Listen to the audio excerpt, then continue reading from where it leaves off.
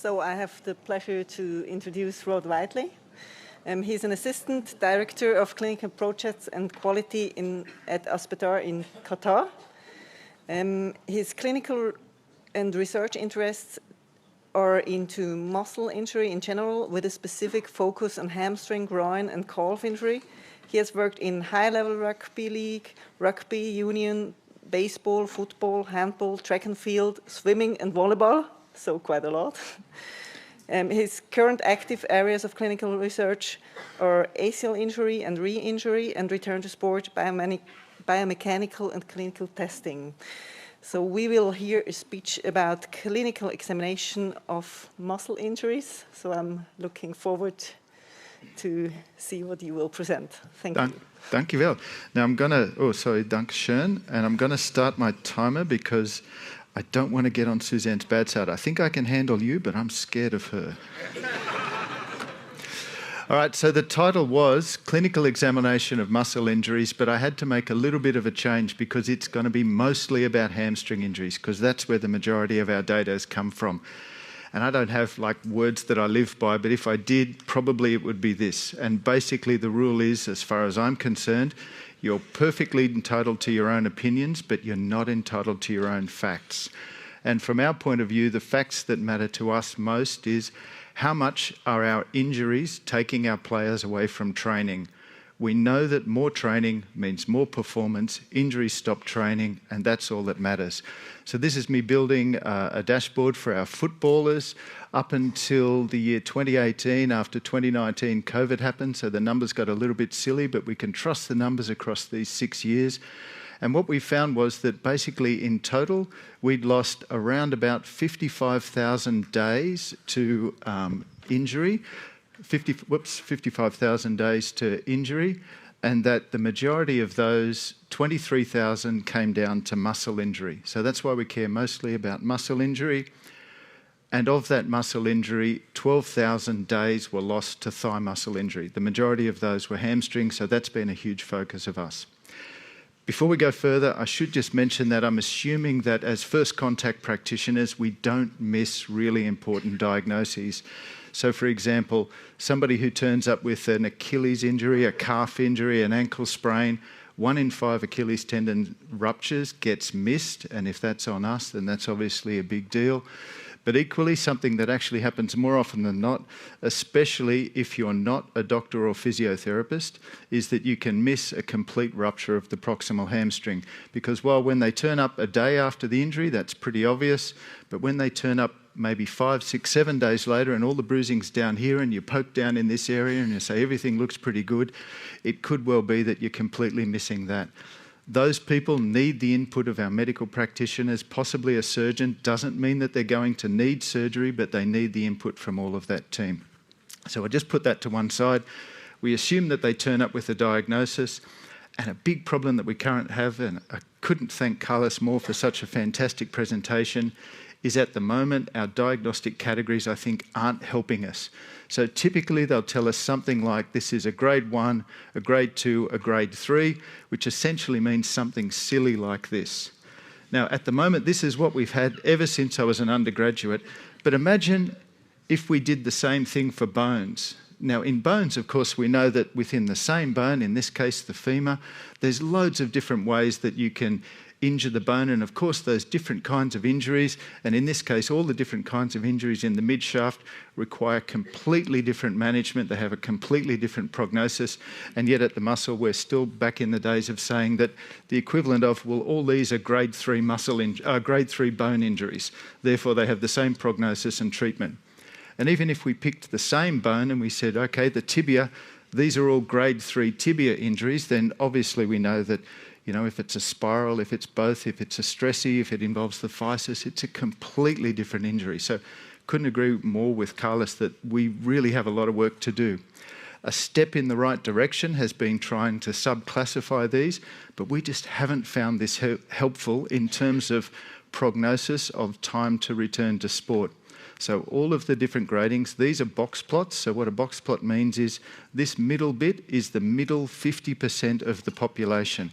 And you can see that from 1A all the way across to 3B, these all overlap. So having these different diagnoses, what we need to know is how long is it going to come back to play? That's what the coach wants to know. It doesn't help us that much. We've got a long way further before we can describe all of the different features, exactly as Carlos said, of a 3C that's in the proximal aspect, the distal, the free tendon, or whatever the case may be. But to do that, you see here we've only got one in the 3A, 2 participants in 4C. We need about 100 in each of these categories for it to be useful, and we need it for all of these muscles, and we need all the other aspects. So that stuff to one side, and it's only cost me 4.5 minutes, so that's good. What do you actually do about your clinical examination of muscle injuries? Well, I'm glad you asked. So firstly, with hamstring injuries, these are the key features that we're looking at, and we're just going to go through those one at a time.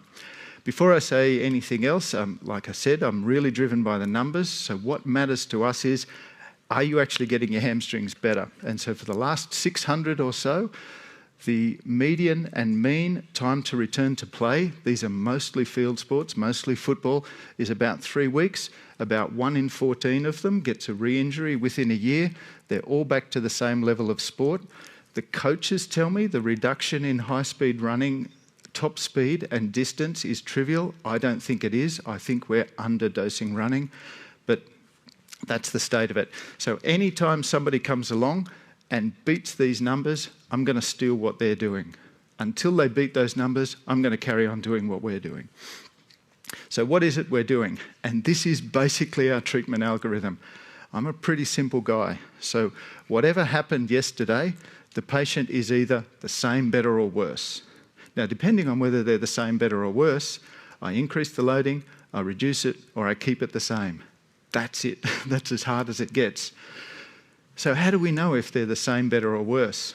And when this journey started out back in 2010, it was completely down to opinion. And we had tons of opinions. And every one of the hamstring injuries, for the first 100, before we found out what was rubbish, I was measuring 37 different things a day on every one of my hamstring patients, only to learn that only 2 or 3 of them were actually useful. So this was part of the long list of things that we were doing.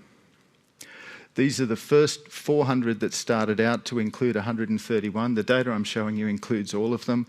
And the second group, we started out with another couple of hundred to end up with these. The data you'll see today is for all of those guys. And what we did for all of them, if I take an example here, so these are some of the measures, for example. So somebody starts here at 0% of their rehab, they finish out at 100%. So if that was 6 weeks compared to someone who's 4 weeks, obviously 50% would be 3 and 2 weeks. And then you plot whatever the measure is against that, and we try and see which one of these are meaningful, which ones aren't.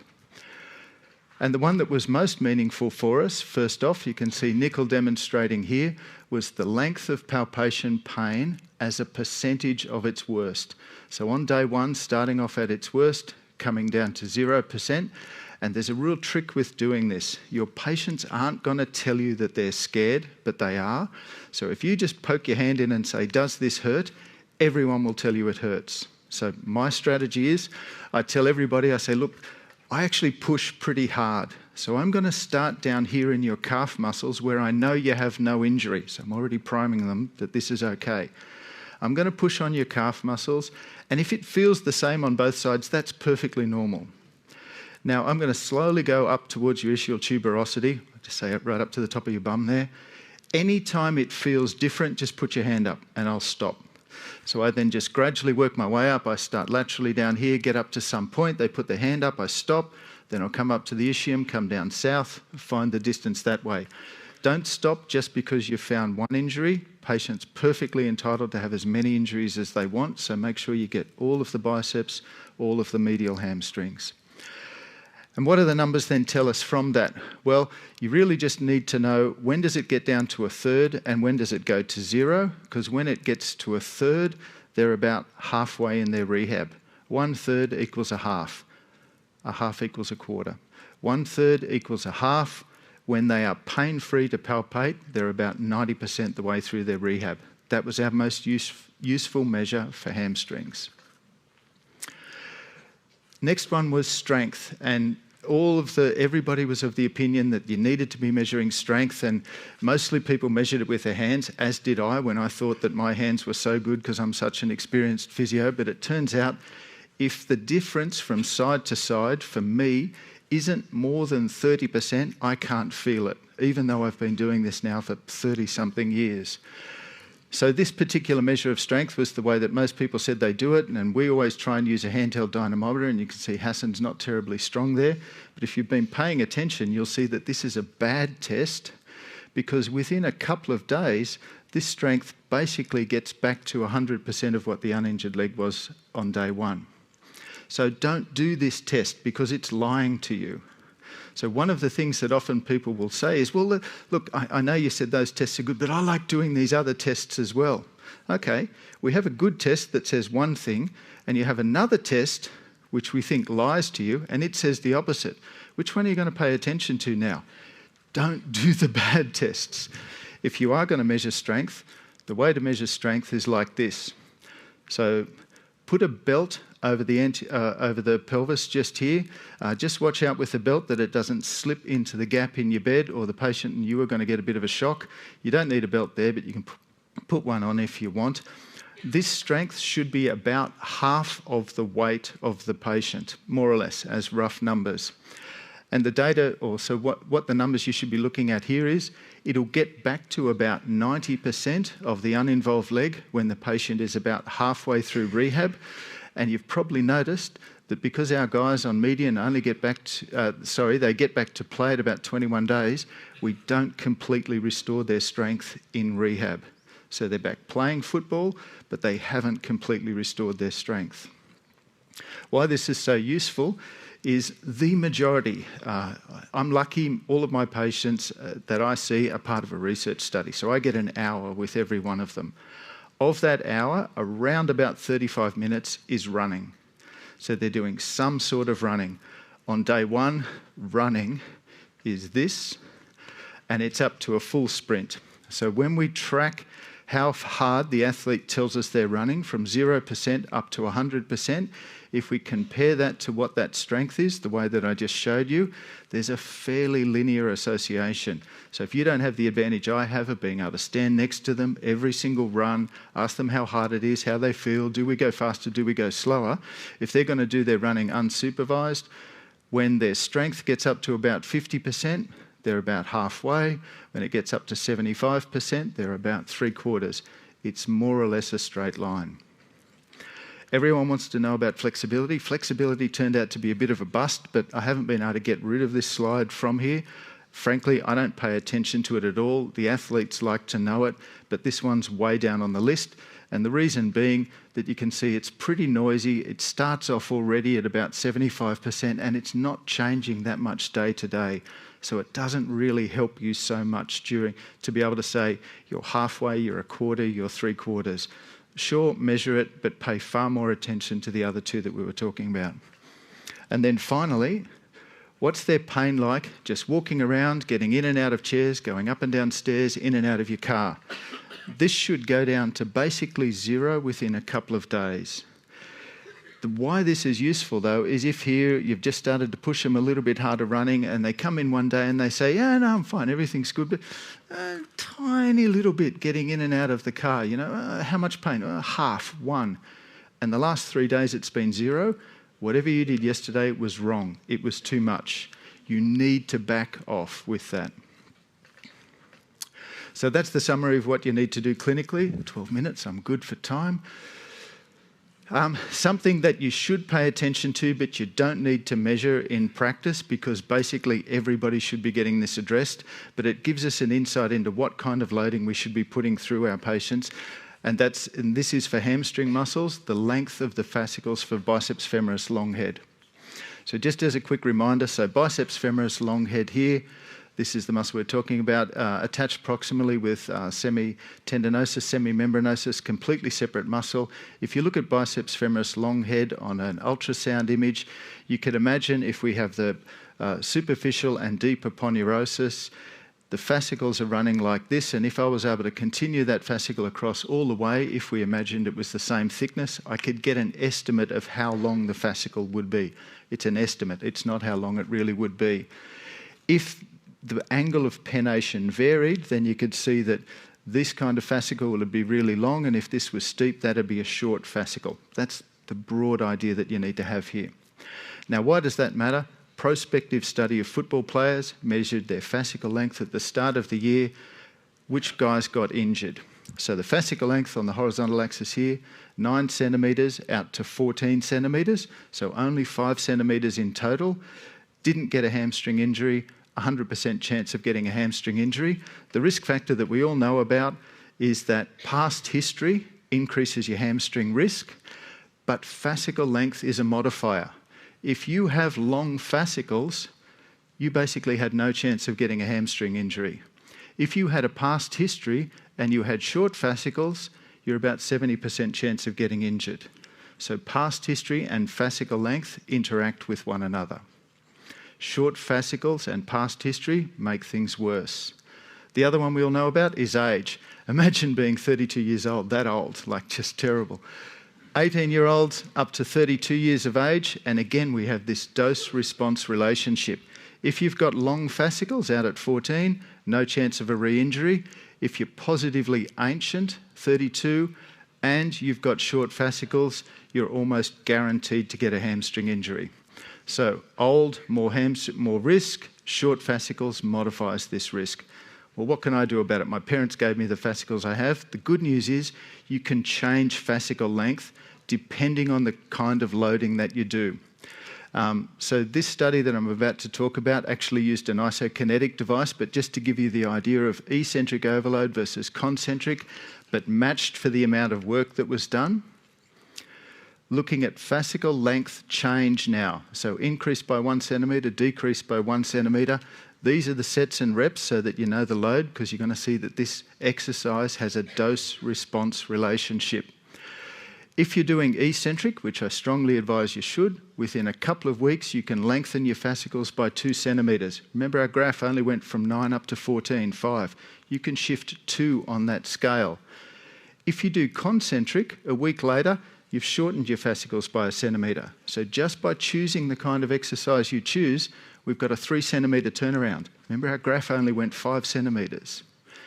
Now the scary part, good part, scary part, carries on for 6 weeks, a little bit of an increase, concentric, continuing to decrease. These numbers here are the control legs, which really didn't change. Come back 4 weeks after the end of the 6-week training program. If you stop doing eccentric overload, you go back to where you started from. If you stop the concentric, you get to keep those short fascicles. So again, simple guy, concentric bad, eccentric good. I was worried about that paper because it was only one group that had done it. It's since been replicated, it's now been published, and they found essentially the same thing. So what's your exercise choice? You know, they used an isokinetic device. What exercises could you do? When looking at the dose-response relationship of this, footballers hate Nordics because they get muscle soreness out of it.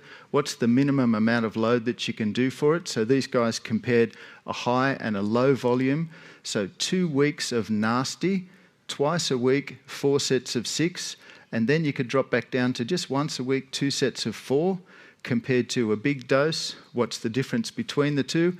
In essence, no difference whatsoever. The fascicles actually start lengthening after a week, continue to lengthen out to week 6, and again, stop, come back 4 weeks later, you're back where you started from. We tried to find if there was an even lower lower load for this. These are the 4 groups that we had. And of those 4 groups with 6 weeks of training, now on this graph, again, fascicle length here, and I decided to plot strength on this group.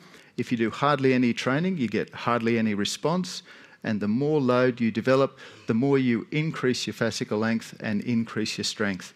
There's a dose-response relationship. The more eccentric overload you can put through, the bigger strength changes, but more important, the bigger fascicle length changes that you get.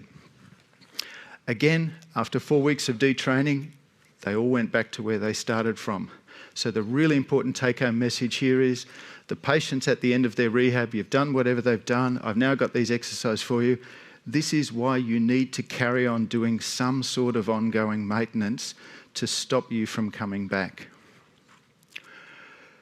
Which exercises should we do? We've touched on Nordics as being one. You don't have to do Nordics, but we do need to know, how can I put the most load through those muscles, especially biceps femoris long head. Hopefully now you agree with me that the eccentric phase is the one that we care about most. And this paper by Bourne and his colleagues, I think, has been the most misinterpreted study that I've seen, that they looked at the activation of both the biceps. That's the one that we mostly, 8 out of 10 of 8 out of 10 of track and field, about 8.5 out of 10 for football is biceps injuries, biceps versus medial activation. So the idea is we mostly get injuries on biceps, so you want to be on this side of the graph, which is preferentially activating biceps over the medial hamstrings. Intuitively it might make sense, but it actually is not a sensible thing to say, because while yes, absolutely, the Nordic is the one that lights up of these 10 exercises. It lights up the medial hamstrings the most. It's actually also at the top of the list for the lateral hamstrings. So yes, it does a better job of lighting up the medials, but compared to all of these, it does the best job of lighting up our lateral hamstrings. So one of your exercise options is a Nordic. Another knee-dominant exercise would be the glute ham raise. Then we could have the incorrectly named straight knee bridge, because your knee needs to be bent, straight knee bridge. And the final one, which is about to get covered up, is the 45-degree hip extension. So these are the 4 that we'll choose from, 2 knee dominant, 2 hip dominant exercises for us to do. But those are not the important thing. Of the hour, 35 minutes is running. Why is 35 minutes of my hour running? Because when we compare, for example, the Nordics to, and this was fast running on a curved treadmill, why these are a nice way is because instead of having to push buttons to go faster, you just run faster and you can run as fast as you like. So when the curved treadmill was used as a comparison, and for the interest of time, we'll just talk about the Nordic. So that's the fast running. Here's the Nordic. For the medial hamstrings, they do a pretty good job. You're up to maybe 60, 70, perhaps 80% of the activation you get in fast running. Biceps is what we want to turn on. Biceps, you're less than half doing a Nordic compared to fast running. That's why fast running is so important. Recently been replicated by our Dutch colleagues who used a better approach using high-density EMG. Here's our Nordic activation, here's fast running. So again, Nordics for, in this case, biceps, semi-ten, semi-mem. And again, biceps, you're just getting about half the activation in Nordics than you do in fast running. So by all means, if you want to do your functional exercises or whatever, knock yourself out. But Nordics should only be considered halfway to fast running. When you're thinking about which rocks you should be putting, don't fill up your half an hour, an hour of treatment with sand of nonsense, and then be unable to put the big rocks in. All right, last couple of minutes. What can we do for other muscles? Well, unfortunately, we don't know a whole lot. Of all the different muscles that we looked at, we have looked a little bit at soleus, and Andreas led this work where we did basically the same thing. And in this case, we looked at length of pain on palpation, strength, symmetry, and flexibility. Length of pain on palpation turned out to be a bust because we were starting out with only about 6 centimetres. And as you can imagine, poking your finger on it's not terribly accurate. But again, we find it gets down to about 0 at 90% of your rehab. Strength symmetry, again, when you're up to about 90%, you're around about halfway, as different to the hamstrings, probably because these guys spend longer in rehab. That last 10% we actually do seem to restore and get back up to 100% for our AD ductors. Is it chicken or egg? Do we take more time with them, which we should be probably doing for the adductors? At the moment, they let us get away with this in football. They don't let us get away with it with hamstrings. And range of motion wasn't much help. We start out at 40, we end up at 50, but you can see it really doesn't change a whole lot across rehabilitation. What do we know about soleus and rec fem, gastrocs? Well, unfortunately, we don't even know the anatomy. Any time that you see a schematic on a slide, it means it's wrong. So if we look at actual anatomic studies, in this case of the coleus, looking at 87 consecutive coleus cadavers, there were 21 variations in the anatomy, which none of us were taught as undergraduates. Similarly with Rec Fem, something we do know from our research, the 105 guys that we started out with, the 3 kinds of injuries we saw most were proximal free tendon. They were the ones we had most trouble with rehabilitating, central myotendinous junction and myofascial injuries. If somebody presents with a proximal injury, proximal pain, and the mechanism of injury was kicking, think proximal free tendon. You will almost certainly need to have a doctor's involvement in this. Doesn't mean they're going to need surgery, but make sure you get the doctors involved with that.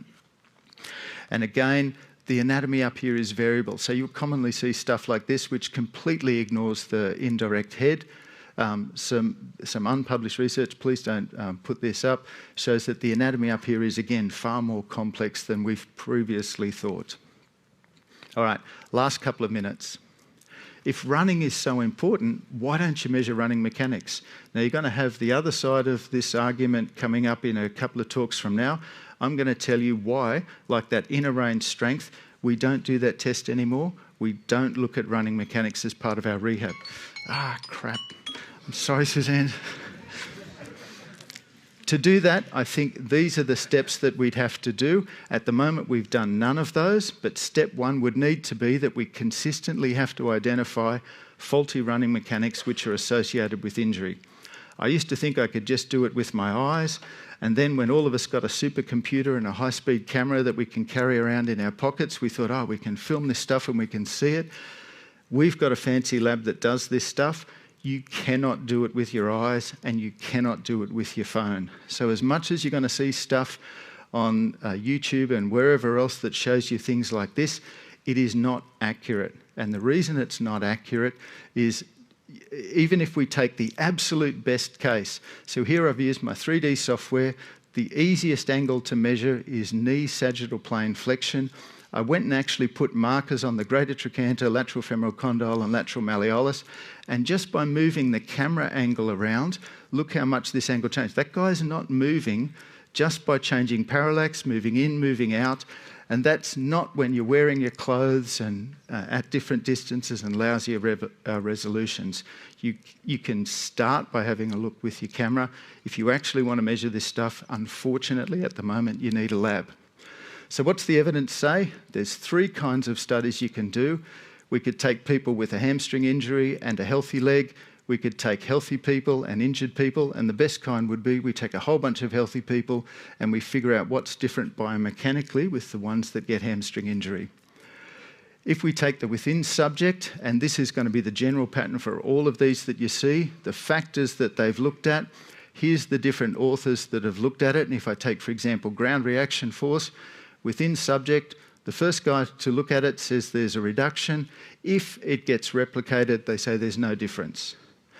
If we look, for example, pelvic angle, that's a hot topic at the moment. Higashihara found a reduction in pelvic tilt. If we look at that study, so what these guys did, this is across the entire stride cycle, injured and uninjured, they used something called SPM, statistical parametric mapping, which said, yes, there is a difference in the pelvic angle of the injured and uninjured leg for about 5% of the gait cycle. So you need to change it only for 5% of the stride cycle. But as the authors point out, the premise was, if I'm anteriorly pelvic tilted, at this part of swing, not stance, I would be putting more load on my hamstrings. So that's what the original theory was. These guys found the exact opposite. The injured guys had less anterior pelvic tilt. Between subject, exactly the same thing. No agreement on this. Prospective study, exactly the same thing. All these factors have been looked at once, or if they get looked at twice, nobody agrees with themselves. So a summary are 15 studies, 9 studies say that there's a difference, but nobody agrees on what the differences are. 6 out of the 15 says there's no difference. So I need to find out what the differences are before I'll then say, okay, I'll try and change that in my guys. Then I have to prove I can change it in the game. Then I have to prove that this is associated with a reduction in injury. It's not at the moment. And why it's not going to be in the field sports for quite some time is because the field sports are different to track and field. If that, sorry, apologies, I just got to go back. That video didn't play. I think your computer's having a heart attack up there, boys. So, anytime now, we just might need to put some more coal in. So these are, we looked at 63 different hamstring injuries, and we looked at the mechanism associated with all of those. So you can pick any one of the videos that's playing and trying to check what's going on with all of those. None of these hamstring injuries were associated with anything like you might likely see in track and field, unfortunately. Apologies, they're not all playing at the same time. We seem to be having an issue with the video. But in essence, these were all relatively trivial movements. It's not like running in track and field. So finally, hamstrings, here's your summary side to take a picture of. Adductors, that's what we know. Unfortunately, we don't know anything else about soleus, gastrocs or rec fem. There's the entire story as far as that. So that's the time to take a picture. And please leave me alone, Suzanne. That's it for me.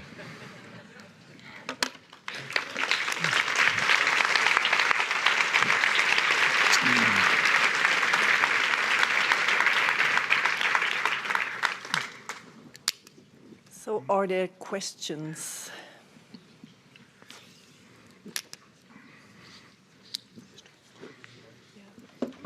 I can start with one from Slido. How do you assess and utilize rate of force development, RFD? So to do rate of force development, you have to do it isometrically. It's not something that we've done, but I think it does make perfect sense.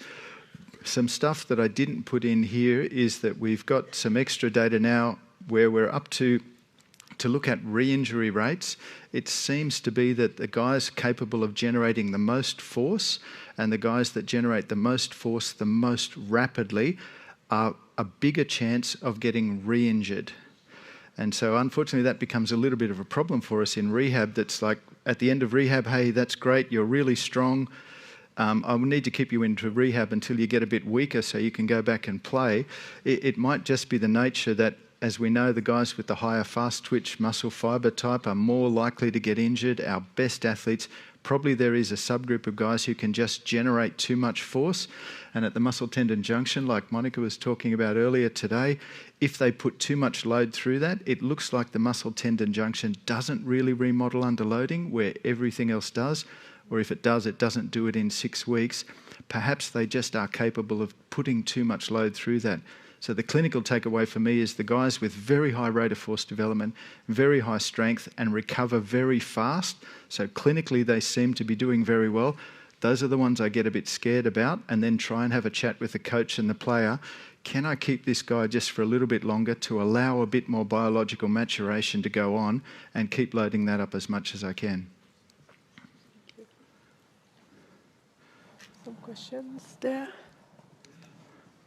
It's coming. I just have a question regarding the dynamometry. You showed the break test. Is it better than a make test to assess strength? Yeah, so everywhere we've looked, and everywhere we've looked is only the shoulder, the hamstrings, and the adductors. But everywhere we've looked, we've found that a break test better differentiates between the injured and the uninjured leg. So, for example, you saw that inner range test, which was an isometric make test. Make tests, isometric, are definitely less noisy day to day, but the break tests tell us about injured versus uninjured. So my cliche there is I'd rather be roughly right instead of being precisely wrong. So I do the break test, but there's a lot of skill to it. You actually have to practice that a lot. Remember, it's half the body weight. So somebody who's 74 kilos, I need to be able to do 36 kilos of pushing up. I can't do that with one arm, so I've got to lock it in and use my legs and do it.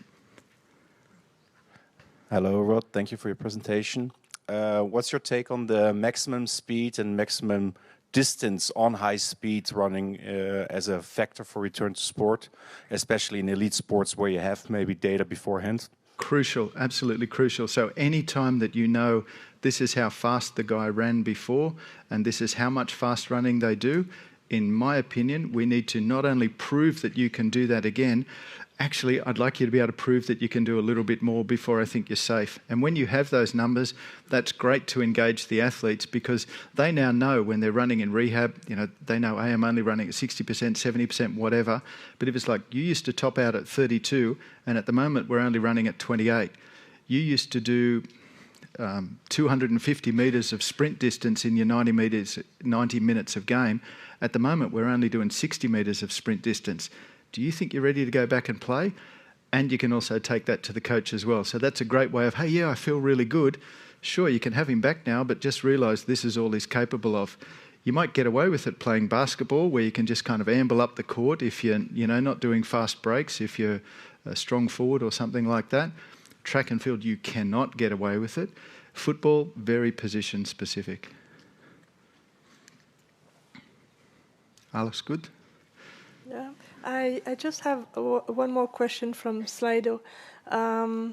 Eccentric load, is it okay from the beginning, or what would you recommend? Yeah, okay, yeah, great point. Because I was saying, you've got to get load, you've got to get load, you've got to get load. The rule that we have to the patients, so some other stuff we didn't do because you didn't give me enough time, was we looked at letting people have pain in their rehab versus no pain whatsoever.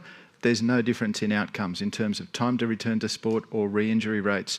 So now's where you kind of get a little bit of a feel for your athlete.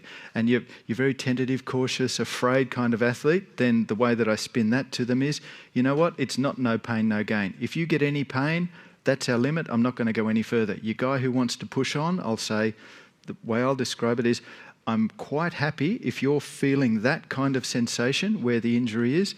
That means I know I'm putting load through that spot. But as soon as we stop, whatever the exercise is, that pain's got to go away. If I ever do something that you say, actually it's more than that and it's painful, and we stop and you say, I can still feel something there, what I gave you was wrong. Now I need to figure out what's the hardest possible thing I can do on any given day. And day one, for the injured leg, it's isometric. We aren't able to do that much. We've got to get to eccentric overload as fast as we can. The uninvolved leg, terrific opportunity to eccentrically overload it. And you have to warn them that, okay, you're not going to be running fast for a while because this is day one. I'm going to try and hurt your other leg because I want to get some delayed onset muscle soreness. It was probably just luck. This leg got injured and not that leg. Let's try and lengthen those fascicles, give you more strength, however you want to explain it. Now, day two, they come back and, oh, this leg's really sore. Hey, that's a good thing, isn't it? Now you know that feeling, so later on when you get it in that one, they don't get afraid of that delayed onset muscle soreness. What if I've damaged? What have I done? Yeah, I know that feeling. That's normal. That's what I felt 6, 10, 12 days ago. Thank you so much. Thank you.